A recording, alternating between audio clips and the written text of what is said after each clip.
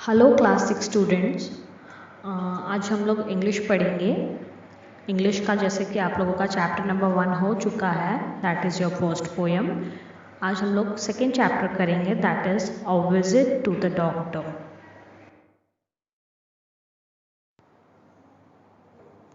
Students, इस chapter में a visit to the doctor, इस चैप्टर में जो नरेटर हैं वो अभी एज में 70s या 80s के एज में होंगे, बट उन्होंने अपने बचपन की एक स्टोरी हमारे साथ शेयर की है। बचपन की जब वो करीबन 8 साल के थे तब उनके साथ ऐसा क्या हुआ था जो उन्होंने हमारे साथ शेयर किया है। सबसे पहले तो उन्होंने आपको page number text book page number 5 पर आपको बताया है कि ये उनके लाइफ की, ये नरेटर यानी कि जो अपनी स्टोरी आपके साथ शेयर करते हैं, जो खुद बताते हैं कि क्या हुआ था, तो ये उन्होंने अपने बारे में बताया है, तो उनको नरेटर बोला जाता है। मतलब जो बता रहे हैं वो नरेटर है। ओके, तो नरेटर ने यहाँ पे क्या बताया है कि ये उनकी लाइफ की सबसे अनप्लीजेंट मेमोरी है। स्टूडेंट, प्लीजेंट का मतलब होता है हैप्पी मेमोरी। अनप्लीजेंट क्या हो गया? प्लीजेंट का अपोजिट हो गया। जैसे प्लीजेंट का मीनिंग मैंने आपको बताया हैप्पी। अनप्लीजेंट क्या हो गया? अनहैप्पी, यानी कि सबसे सैड मेमोरी है ये उनकी अपने लाइफ की। तो उन्होंने बताया है कि I have only unpleasant memory of the summer holidays in Norway. जब वो नॉर्वे में थे स्टूडेंट्स, नॉर्वे एक फॉरेन कंट्री का प्लेस है। वो एक बार समर हॉलीडे के लिए अपने ग्रैंड पेरेंट्स के घर पे गए हुए थे, एंड उन्होंने क्या बताया है कि वो सबसे अनप्लीजेंट, सबसे ख़राब मेमोरी है मेरी लाइफ की वो। ठीक है ना। We were in my parents house in Oslo वहाँ के प्लेस का नाम बताया है।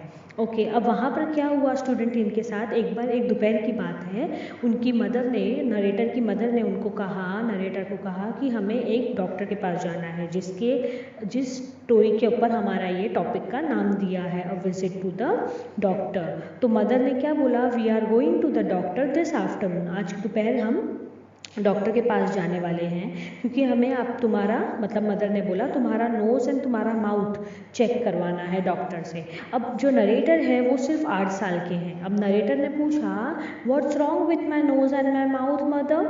नरेटर ने क्या पूछा कि मेरे नोज़ और मेरे माउथ में क्या प्रॉब्लम है और मुझे डॉक्टर को दिखाने की क्या ज़रूरत है? तो उनकी मदर ने जवाब दिया, एडनॉइड्स का मतलब होता है स्टूडेंट्स एक एक्स्ट्रा फ्लैश हमारे गले में आ जाता है, थ्रोट में आ जाता है, जिसको हम बेसिक जनरल उसमें टॉन्सिल की भी बीमारी बोलते हैं। टॉन्सिल यानी कि आपके गले में नॉर्मल पेन होना, आप ठंडा पानी नहीं पी सकते, आप कुछ ठंडा नहीं खा सकते, आपको गले में पेन रहता है, तो उसको टॉन्सिल बोला जाता है। तो वो किस रीज़न से होता है स्टूडेंट्स? वो इस रीज़न से होता है क्योंकि कई बार हमारे बॉडी में हमारे गले में एक एक्स्ट्रा फ्लैश यानी मांस, एक एक्स्ट्रा फ्लैश आ जाता है, जिसकी वजह से हमें सांस लेने में भी थोड़ी दिक्कत होती है।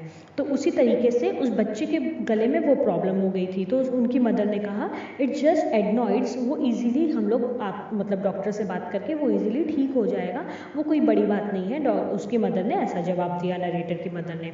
अब वो दोपहर वो नरेटर अपनी मदर के साथ डॉक्टर के पास चले गए, वो डेंटिस्ट के पास गए, मतलब डेंटिस्ट के जैसा उनका कुछ एक चेयर दिया हुआ था। अब जो डॉक्टर था उसने अपने माथे के ऊपर कुछ लाइट सा पहना हुआ था, जिससे उसके चेहरे पर लाइट आ सके, एंड उसने एक एप्रन भी पहना था। एप्रन यानी कि अपने कपड़े के ऊपर एक राउंड नेक करके गले में से पहना जाता है, ताकि जो जनरली डॉक्टर्स पहना करते हैं, इस तरीके से उस डॉक्टर ने कपड़े पहने हुए थे। अब उन्होंने डेंटिस्ट के जैसे चेयर पे इस नरेटर को, जो 8 साल के बच्चे हैं, उनको बिठा दिया। उन्होंने कुछ टाइम तक, डॉक्टर ने कुछ टाइम तक नरेटर का मुंह ओपन करने के लिए कहा, और उसने कुछ चेक किया। चेक करने के बाद डॉक्टर नरेटर की मदर के पास जाते हैं, एंड नरेटर की मदर के साथ ममरिंग यानी विस्परिंग यानी स्लोली कुछ बात करना, जो बात कौन ना सुन सके, जो बात नरेटर ना सुन सके।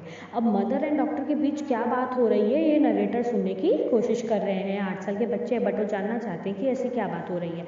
बट डॉक्टर ने कुछ ऐसा कहा जिससे उनकी जो मदर है वो थोड़ी सी डिस्टर्ब सी हो गई, यानी कि थोड़ी सी नर्वस सी हो गई, कि कुछ जैसे कि कोई सीरियस बात हो गई हो। बट उनकी मदर ने टेंशन सा चेहरा उनकी मदर के चेहरे पे नज़र आ रहा था, और उन्होंने अपने सर को नॉड कर दिया। नॉड करने का मतलब होता है जैसे हाँ या ना का इशारा। अपने सर से ऐसे मुंडी हिलाकर उन्होंने ऐसे इस तरीके से इशारा कर दिया। अब उसके बाद जब डॉक्टर उनके पास आते हैं तो पीछे से एक नर्स आती है, फिर साथ साथ में उन्होंने बाजू में गर्म पानी बॉईल करने के लिए रख दिया। अब ये सारी चीज़ें जो 8 साल का बच्चा है वो सारी चीज़ों को देख रहा है, पर उसे कोई समझ नहीं आ रहा कि मेरे साथ क्या होने वाला है अभी। अब उतने में एक नर्स आती है, जो नर्स ने एक एप्रन पहना हुआ है और साथ में वो एक दूसरा एप्रन लेकर आती है, यानी कि जो कपड़े के ऊपर से पहना जाता है ताकि आपका कपड़ा ख़राब ना हो। अब वो जो एक रबर का एप्रन, रेड कलर का एप्रन लेकर आती है, वो बच्चे को पहना दिया जाता है। अब वो एप्रन साइज़ में काफ़ी ही बड़ा होता है क्योंकि नरेटर सिर्फ 8 साल के बच्चे हैं और वो अपना एक्सपीरियंस हमारे साथ शेयर कर रहे हैं। तो वो बच्चे को एप्रन पहना दिया गया। अभी तक नरेटर को ये पता नहीं चल रहा कि उनके साथ होने क्या वाला है। अब नरेटर काफ़ी छोटे हैं सब चीज़ों को समझने के लिए, और नरेटर ने ये बताया कि क्योंकि मैं काफ़ी यंग हूँ तो मैं ये समझ नहीं पा रहा था कि मेरे साथ कुछ सीरियस और कुछ बड़ा होने वाला है।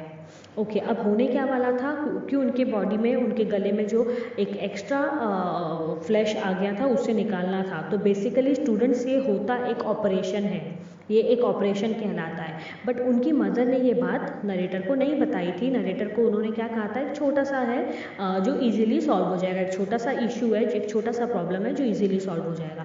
अब डॉक्टर ने अपने सारे इंस्ट्रूमेंट्स को निकालना स्टार्ट किया। इंस्ट्रूमेंट यानी कि जो भी टूल्स जो डॉक्टर यूज़ करते हैं, तो उन्होंने एक स्टील शाइनी टूल निकाला जो नरेटर के मुंह में डाला जा रहा था। एंड देन बहुत सारे ऐसे कुछ टूल्स थे जो शाइनी टूल्स था, फिर कुछ पेंसिल के साइज़ के टूल्स थे, पतले टूल्स थे जिसको उनके फेस में, मुंह के अंदर डाला जा रहा था, एंड कुछ सारी चीज़ें की जा रही थी। And even without anaesthetic. Anaesthetic का मतलब होता है स्टूडेंट्स, आज के डेट में कोई भी ऑपरेशन जो होता है वो एनेस्थेटिक देकर किया जाता है। एनेस्थेटिक देने का मतलब होता है जब आप एनेस्थेटिक का इंजेक्शन लेते हो तो वो आपके बॉडी का जो हिस्सा होता है वो नम हो जाता है। नम यानी आप फील नहीं करते। तो ऑपरेशन जब होता है उस बॉडी पे अगर कट किया जाता है तो आपको फील नहीं होता, यानी कि आपको पेन फील नहीं होता। बट ये स्टूडेंट्स बहुत पुराने ज़माने की बात है, ये उस ज़माने की बात है जब 1924 का ज़माना चल रहा था। तो 1924 के ज़माने में एस्थेनेटिक नहीं हो सॉरी एनेस्थेटिक नहीं दिया जाता था, एंड लोगों के बॉडी पे यूं ही ऑपरेशन किया जाता था। तो वैसे ही उस बच्चे की बॉडी पे कहीं ना कहीं एक छोटा सा ऑपरेशन होता है, तो वो ऑपरेशन किया जा रहा था, वो भी एनेस्थेटिक दिए बिना। तो वो बच्चे को नहीं पता था क्योंकि वो बच्चे सिर्फ 8 साल का था, वो नरेटर जो थे सिर्फ 8 साल के थे। अब डॉक्टर उनके ठीक चेहरे के सामने खड़े हो गए एंड उन्होंने डॉक्टर को नरेटर से मुंह ओपन करने के लिए कहा डॉक्टर ने। अब नरेटर हमें बता रहे हैं कि वो जो सिचुएशन, वो जो उस टाइम की जो बात थी, आज मैं 70s के एज में आ गया हूँ, बट मुझे आज भी वो सारी चीज़ें बहुत अच्छे तरीके से याद है। ठीक है, बहुत अच्छे तरीके से याद है क्योंकि वो सारी चीज़ें मेरे सामने हो रही थी और वो एक मेरा अनप्लीजेंट मेमोरी है मेरे लाइफ का, तो उस चीज़ को मैं कभी भूल नहीं सकता। उन्होंने बहुत सारे ब्लेड्स निकाले, कुछ एक टाइनी ब्लेड था, टाइनी यानी कि कोई छोटा ब्लेड था जो किस पे कोई एंगल के शेप में कोई ब्लेड बना हुआ था, वो सारे टूल्स निकाल कर मेरे माउथ में कुछ ना कुछ वो करने लगे थे।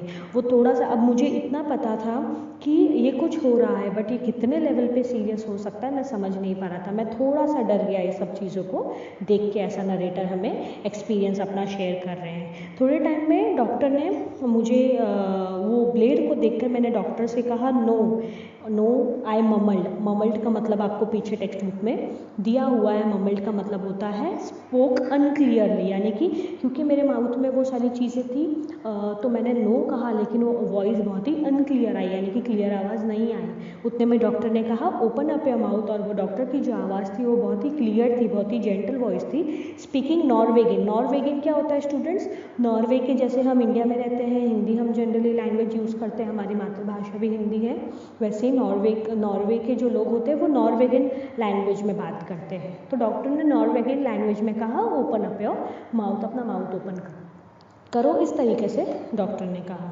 अब थोड़े ही टाइम के बाद एक लाइट उनके फेस के माउथ के अंदर डाला गया, एक ऐसा टूल डाला गया जिसके अंदर से एक ब्राइट लाइट निकल रही थी, एंड उनका जो माउथ के जो अंदर का जो हिस्सा था वो जैसे कि जल रहा हो, क्योंकि वो सारी चीज़ें, इतने सारे मेडिसिन और टूल्स उनके माउथ में डाले जा रहे थे चेक करने के लिए, निकालने के लिए। वो एक एक्स्ट्रा फ्लैश जो उनके बॉडी में आ गई थी वो निकालने के लिए। थोड़े ही टाइम के बाद उनको एक पेन सा आया और वो एक फ्लैश उनकी बॉडी से जैसे कि निकाल दिया गया, और उनको डॉक्टर ने उनको स्पिट यानी कि थूकने के लिए कहा है। सामने एक स्टील का एक ट्रे पड़ा हुआ था, उस पर थूकने के लिए कहा। जब नरेटर ने उसमें से थूका तो नरेटर ने क्या देखा कि उनके बॉडी में से एक बड़ा सा फ्लैश निकाला गया है, एक बड़ा सा फ्लैश निकाला गया। एंड नॉट ओनली दैट, उनके मुंह से बहुत सारा खून निकलने लगा।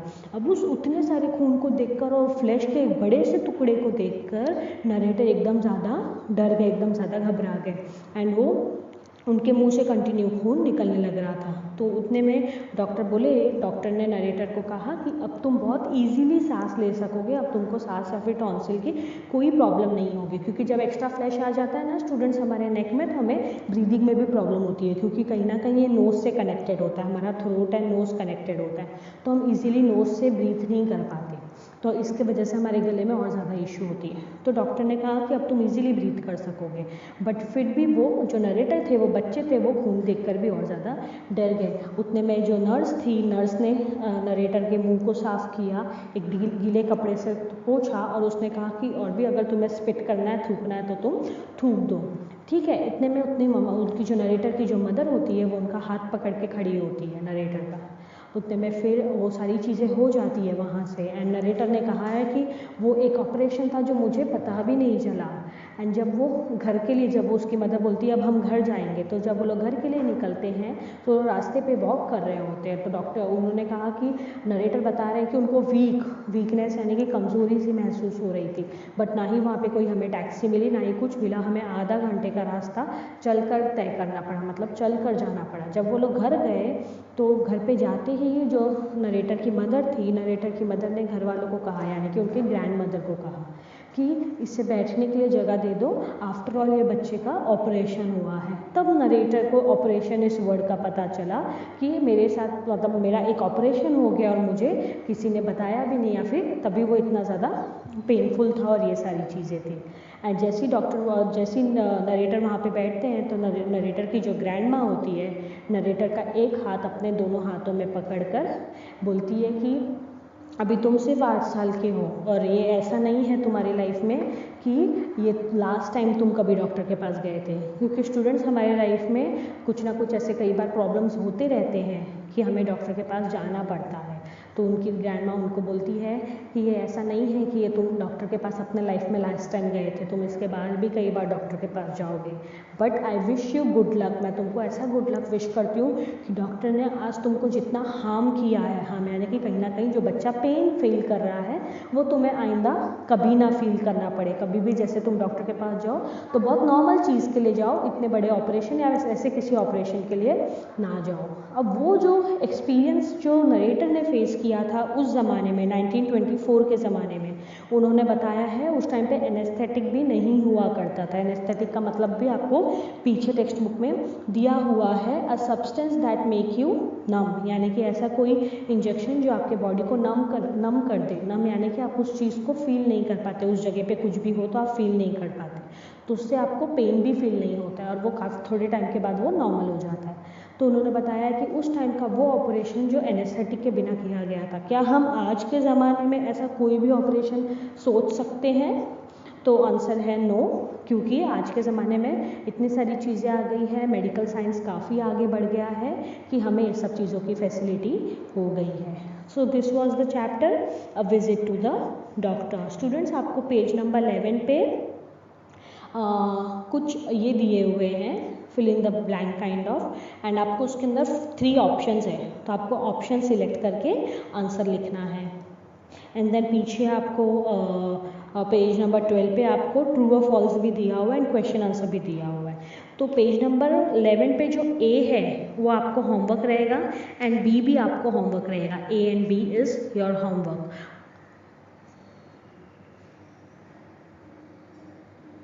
जैसे आपको यहाँ पर दिया हुआ है, tick the correct answer. The boy's surgery was performed, तो बॉय का सर्जरी कहाँ पर हुआ था? In the hospital, at the doctor's clinic, या फिर डॉक्टर्स के रेसिडेंस पे। तो ये आपको टेक्स्ट बुक पढ़ना है तो आपको उससे आंसर मिल जाएगा कि कहाँ हुआ था उस बच्चे का operation. Okay okay and the next answer is हमें पता है कि the boy sorry next question is the boy did not realise that an extraordinary event was going to take place because बच्चे को ऐसा क्यों नहीं पता चल पाया कि उसके साथ इतनी बड़ी चीज़ होने वाली है। यहाँ पर ऑप्शन में दिया हुआ है he did not know the way of a doctor, he did not reveal anything, he was too young. तो यहाँ पर आंसर में क्या आएगा, ही वॉज टू यंग, क्योंकि वो काफ़ी ही बच्चे थे सब चीज़ों को समझने के लिए। The doctor was able, next question है, the doctor was able to persuade the boy to open his mouth. अब डॉक्टर ने किस तरीके से बच्चे को माउथ ओपन करने के लिए कहा था, उसकी मदर का हेल्प लेकर कि इंस्ट्रूमेंट के ज़रिए, by speaking to him gently. तो मैंने आपको बोला था कि डॉक्टर ने बहुत ही जेंटली बोला ओपन योर माउथ, तो यहाँ पर ऑप्शन सी रहेगा, by speaking to him gently. Next question है, when the surgery was over the boy was shocked to say anything, was speechless, was lost consciousness, यानी कि वो बेहोश हो गया था कि वो स्पीचलेस हो गया था, उसे समझ नहीं आ रहा था क्या बोले। द बॉय वॉज शॉक्ड, तो आंसर क्या है, the boy was shocked to say anything, उसे समझ में नहीं आ रहा था कि वो क्या बोले।